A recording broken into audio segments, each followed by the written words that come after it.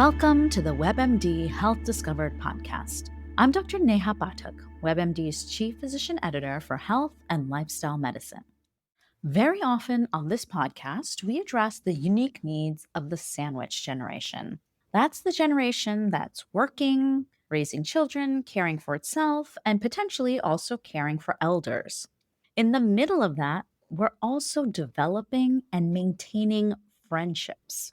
While these friendships can be the very thing that help to keep us feeling supported and connected, they're very often what falls through the cracks, often because of poor communication, life changes, or even creeping resentment. Today, we'll explore this layered topic of friendship, communication, and emotional health.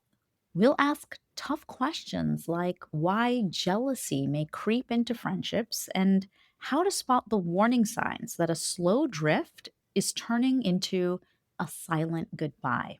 We'll explore practical tools drawn from individual therapy and group workshops to inventory and acknowledge changes in ourselves and changes that might be happening in our friendships. We'll also talk about methods for engaging our friends in moments when we might have potentially previously ghosted them or let the relationship fade away. And we'll identify potential shifts in our cultural scripts to establish and maintain a supportive community of friends as we age. To walk us through this topic is Leah Love Avellino. Leah Avellino is a licensed clinical social worker, modern love therapist, writer, commentator, and community organizer. Leah is the director of Head and Heart at The Well, a global ecosystem for wellness. Leah is also the host of the Unprocessed podcast. Welcome to the WebMD Health Discovered podcast, Leah. I'm so glad to be back with my WebMD family. So I'd love to hear about what you're hearing in your work when it comes to women in this generation and how their friendships are changing and shifting over time. Yes, this is a topic that people bring into therapy and support circles a lot. And I think friendship is complex for a few different reasons as we inch towards midlife.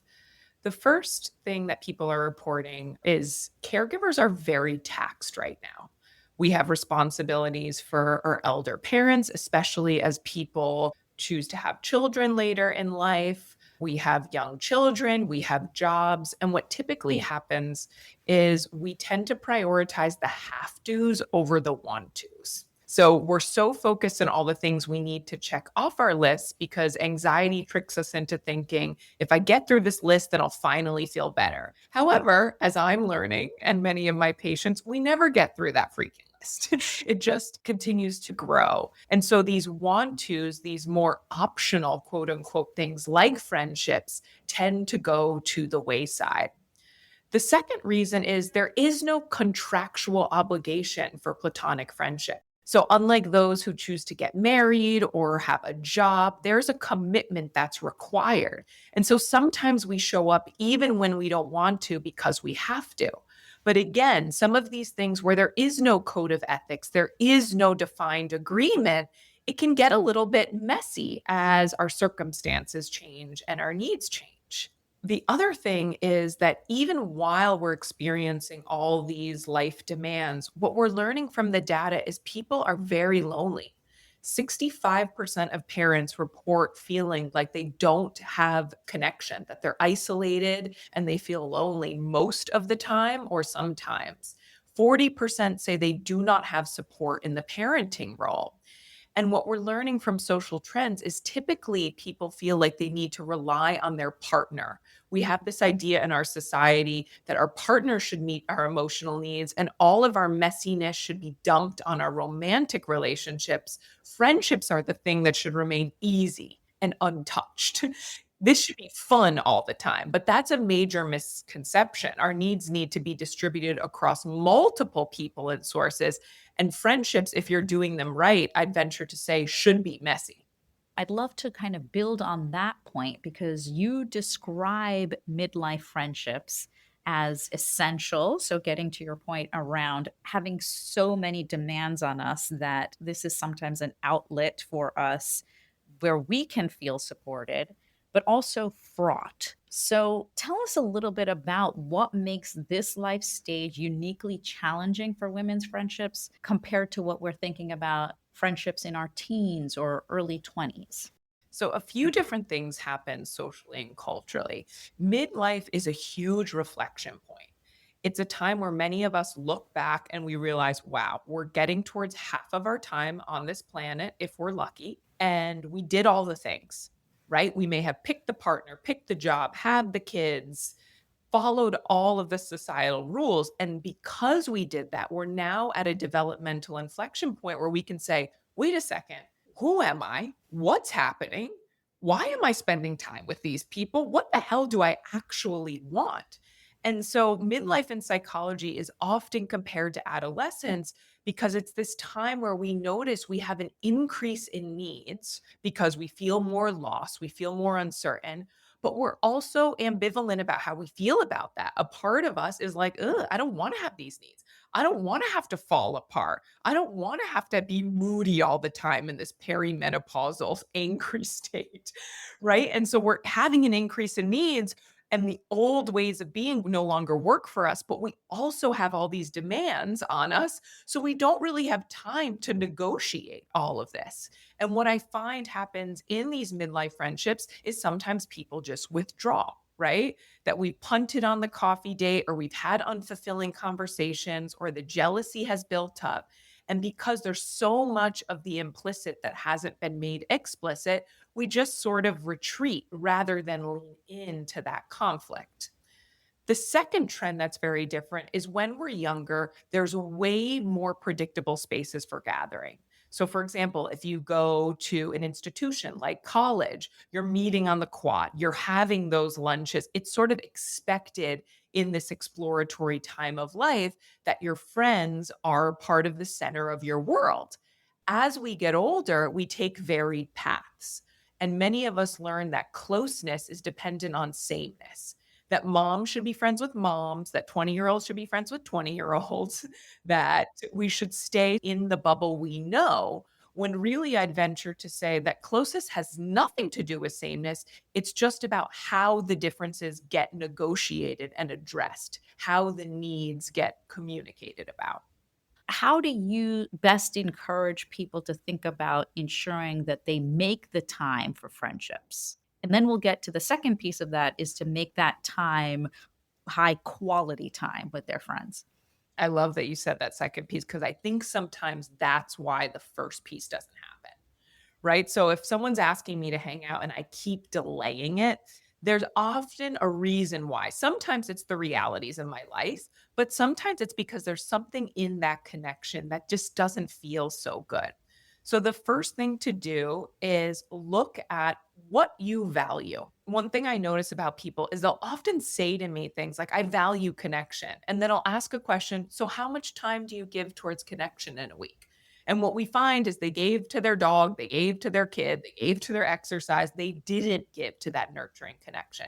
So, really getting curious about what do I value and am I living my life in accordance with those values?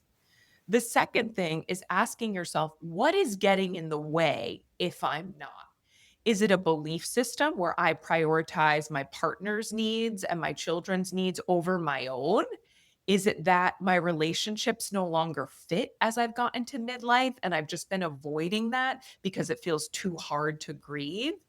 Is it because I'm in a different life stage than many of my friends? So I often hear, for example, that people without kids remain connected mostly to people with children and then feel isolated. And that's an opportunity to not abandon the people with children, but also add people who are living life in a similar way. So, really getting curious about what's getting in the way and then figure out how to tweak what feels misaligned and prioritize it in a way that does feel aligned. So, for example, at this time in my life, nights are really hard. I don't sleep very much. I notice my energy is really low at night. So, when I'm prioritizing my friendship, I know it's got to be after a workout class for an hour. I know it's got to be a 7 a.m. Daybreakers dance party. I know if it's a dinner, I need a month in advance. So, I'm really realistic with myself about what my capacity is. And then I'm really transparent about communicating that capacity so my friends don't take it personally. So then there seems to be a piece that's also taking an emotional inventory. So you've made the time, you've made space in your day, but how do you sort of then take an inventory of yourself to feel out who is going to be or what part of your life is going to really add that quality connection that's going to make that hour that you're going to spend meaningful for you? That's a beautiful question. And one thing that I find that gets more complex in midlife is we really start to differentiate and feel the difference between socialization and connection. And socialization is something that we have a much bigger bandwidth because we have less demands on our time when we're younger. But as we get older, if that connection doesn't feel worth it, it often doesn't get prioritized. So, one question that I work with my community around is, does this friendship feel right for this time in my life? And if it doesn't, what do I want to do about it? And there are choices. We are a culture, which you and I talked about at another ending, that's very ending phobic. So sometimes friendships really do have a beginning, a middle, and an end. And that friendship has run its course and that needs to be addressed. The second piece is that sometimes this is just a reevaluation point. Maybe there's jealousy that has creeped in or envy. Maybe there's some way that that other person is living that brings up something you want, and that because you haven't shared that, you're retreating from that person. Maybe you're experiencing something called intrapsychic grief, where you were on the same path as your friend, and now you're really grieving and letting go of the way you thought it would be, where they had a child, or they got married, or they got a big job, and they're no longer available. So their transition was a loss for you that you never got to grieve alongside them. So I think if it's not feeling quality, it's getting curious about why. And oftentimes we want to withdraw from those uncomfortable conversations because we believe that friendship should be fun and easeful. But those are actually the moments that you should lean in my opinion. That if you don't address that discomfort, it will surely lead to an ending. It's not about if, it's just when. Whereas when you address the discomfort and normalize it, that's when new opportunities can happen. And you can ask yourself, does this friendship actually have a second shelf life? So, can you talk to us then a little bit about how to have this conversation with your friend? Because just like you say, you may have certain expectations of what a friendship should be in terms of being light and just sort of a place where you go to find support and it should be easy. Your friend may have that same sort of construct of what a friendship is and time together is. So, how do you suggest having this type of conversation? So, the first thing I would pay attention to before you have it is what's going on inside of you. So, getting really clear on your own data points. Are you feeling resentful? Are you the one that's always bending, always reaching out to make plans, always flexible? Are you feeling envious? Are you feeling bored? So, just getting curious about what my experience is. Because oftentimes, when we're hurt by someone or feeling disconnected from them, we focus more on their behavior than getting clear about what's real for us. So start with you. The second thing is oftentimes by the time a friendship doesn't feel good, you've been swallowing your feelings for some time. So that what that means is that you might want to share with that person everything that's been on your mind and the 10 things that they've done wrong and really like feel so invigorated. So before we do that, really get clear as what is my bottom line? What do I really want to communicate to this person? And then ask them when they have space to have a conversation about the friendship and put out your most important point.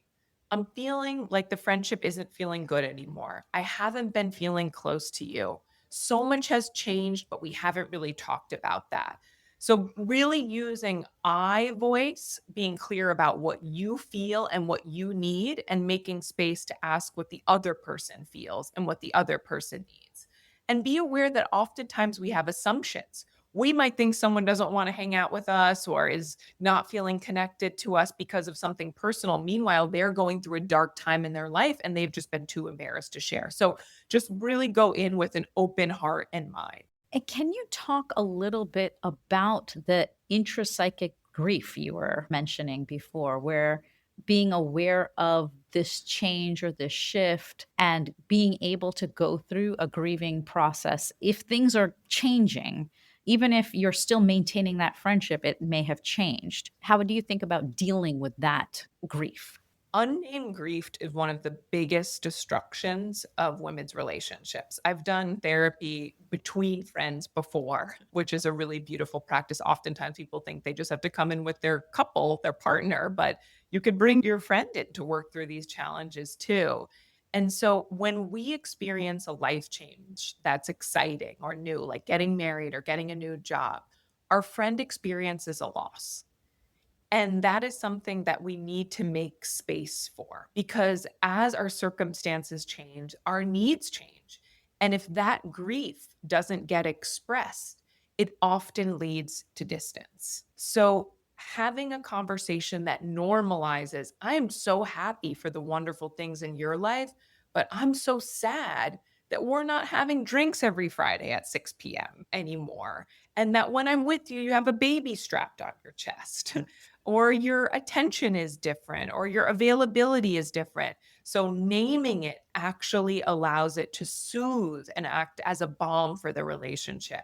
Not naming it is what leads to the disconnection. So we talked in a past episode, Dr. Pathak, about a good goodbye. And I believe we have to honor our past selves in our relationships of I'm not who I was and you're not who you were. Can we try to figure out who we are now and what we need from each other in a mutually respectful and beneficial way?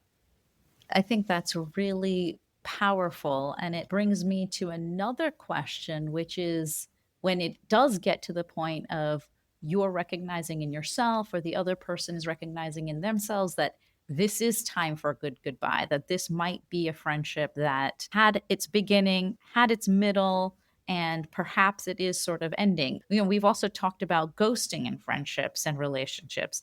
So, do you need to have a good goodbye in these situations because it's going to be helpful to you in the future with other friendships, with your own feelings? What is the reason for trying to close it more formally than perhaps just recognizing that a drift has happened and you've sort of just moved along with it? That's a great question. So, oftentimes, if a drift has happened and we've moved along with it, right, there's been enough distance in the relationship for one or more of the parties to be accepting of that fact. However, if this is a more long term relationship, having a good goodbye and really ritualizing that ending allows us to feel better about it.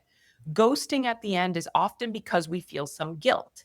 So if you're retreating from a friendship and you're feeling guilty, and that's the reason why you're not honoring it and saying, hey, this doesn't fit for me anymore. This is what I appreciate about our time together, but I'm going to go off on my way. That's allowing you to have a connected no. It's something that Priya Parker, who focuses on gathering, uses that term of saying, no, I don't want this, but I'm going to do it in the way that really honors the relationship by saying, I'm connected to you and I value you. I just don't want to continue this path with you.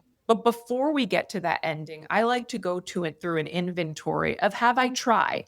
If the relationship is long term, it can be possible that this is just a stage of distance. For example, there was a time in my life where I was having multiple babies and I had a friend that was having multiple miscarriages, and we decided to take a break. There was mutual love there, but the relationship was very painful for her. So there's all different types of endings. There's breaks, there's pauses, there are full endings, there's open door endings, there's closed door endings when there's been more harm or hurt. And so I think it's okay to sort of check in with yourself and ask yourself, have I invested what feels appropriate to the type of connection we had in this goodbye? And if not, when I look at my future self, how will I feel if I look back at this relationship as ended? Do I think my future self will be okay with that? As you're talking, what I'm thinking about is really introducing vulnerability into your conversation as well. You just don't know necessarily what the future of this friendship is going to be. So I think sometimes thinking that you're going to say goodbye in some ways might be hard, whereas you may be just sort of opening with vulnerability that I'm feeling sad or I'm feeling like I have a lot going on in my life right now that I'm struggling with. Allowing your friend to see that. And then if you feel like this might be a time to just sort of take a pause or a break because of what you're going through, I would love to hear a little bit more about your thoughts on how to have this conversation. Yes. I love your idea of leaning in with vulnerability and starting with the I, because every dynamic is co created. So as soon as we change the way that we are showing up, the dynamic changes. And that has room for possibility. So starting with how you feel and advocating for your needs can be a determining factor if that relationship has a longer life, right? Because oftentimes we don't advocate for what we need and then we just end it because we believe that that person should anticipate our needs. They've known us for 10 years. They know what a hard time we're going through, right? But we've all got our own internal world and demands. And while I believe that it's our right to have those needs met, it's also our responsibility to own them. So the it's not you, it's me allows us to say, this is what I need. I don't know if you can meet those needs, but I'm going to put that out on the table because this relationship feels worth fighting for. And what I found as a couples therapist is not all needs need to be met, but all needs need to be stated and understood because that's what leads to resentment when we keep it back, keep showing up, and then suddenly we don't want to hang out anymore. Can you talk about some of the external factors that can also put pressure on a friendship, whether that's cultural or social expectations? Yes, I think this is really important because oftentimes when we're blaming the person, what we're not doing is looking at the system that's bearing down on the relationships that are making the condition. So, for example, we live in a country that really prioritizes the nuclear family. We're separated out into individual homes in many communities. We are incentivized by the state to marry. We get plus ones to weddings, and the assumption is that you bring your romantic partner, not a friend. And so all of this has led to us deprioritizing friendship in many ways. And it might also make people with kids feel like they're the ones that don't have to be flexible. So looking at those forces allows us to get curious about what's maybe not individual fault, but what's an absorption from our culture that we can interrogate together, which reduces blame. We also live in a culture that really promotes independence, right? I've been a therapist for 10 years, and it is still shocking to me how hard it is for us as humans because of our early experience with dependency. And it may be disappointing us to really own that we need people, that healing happens in connection and pain thrives in isolation. So living in an individualistic culture might make us hard for us to pick up the phone and be like, "Hey, you, I need you. Get in your car and come here. I just had a breakup. No ifs, ands, or buts," right? And really owning that need can be hard in a state of individualist values. You've also written about the jealousy shame loop. And you mentioned earlier, we can have some envy in our relationships. And that happens with all of us. It's normal sometimes to recognize, oh, they went on this vacation or, oh, they got this job promotion. But how can you make sure that you're checking in with yourself that that feeling is not becoming something that is toxic, that might poison your relationship? Can you talk a little bit about that? I love this question because envy is something that people bring into therapy with a whisper. They don't want to admit that they feel it, right? And we get this, it's one of the seven deadly sins, whether you're religious or not. You've been probably raised with this idea that that envy is not good, right? But the way that I look at it is that anything that we feel shame about is going to have a more destructive edge to it. So if you feel shame about your envy and you conceal it, you don't investigate it in yourself. So it doesn't point you to what you need to get from it. And you also don't talk about it with your friend, which creates that chasm. So envy to me is an indicator of something you want, something that you are longing for. And oftentimes we position that envy in the person that has the thing that we want, and we start to develop negative feelings about them.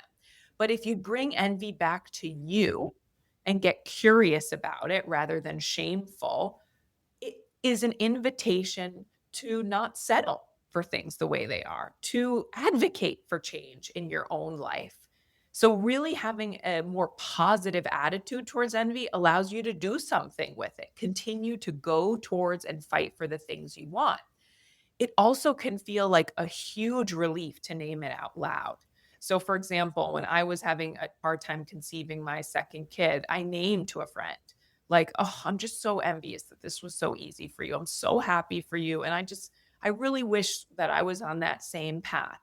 And she gave me a huge hug and I cried and I felt closer to her. So, again, leaning in rather than away from these sort of dirty, negative, quote unquote, shameful things actually have the power to increase our bonds. Just such a great conversation. So, finally, if a listener takes away sort of one script flip that could make their friendships more resilient in the way that you've been talking about through vulnerability, opening up, naming some of those dark feelings that we're having through life's next big transition, what would you want that script flip to be? So, the script flip would be that friendship takes work, renegotiation, and transparency, leaning into that discomfort. And if we do, we reap huge benefits for ourselves, our family, and our community. And there's an amazing book that I love called The Other Significant Others that really catalogs centering female friendship in your life rather than romantic relationships and all the benefits about that.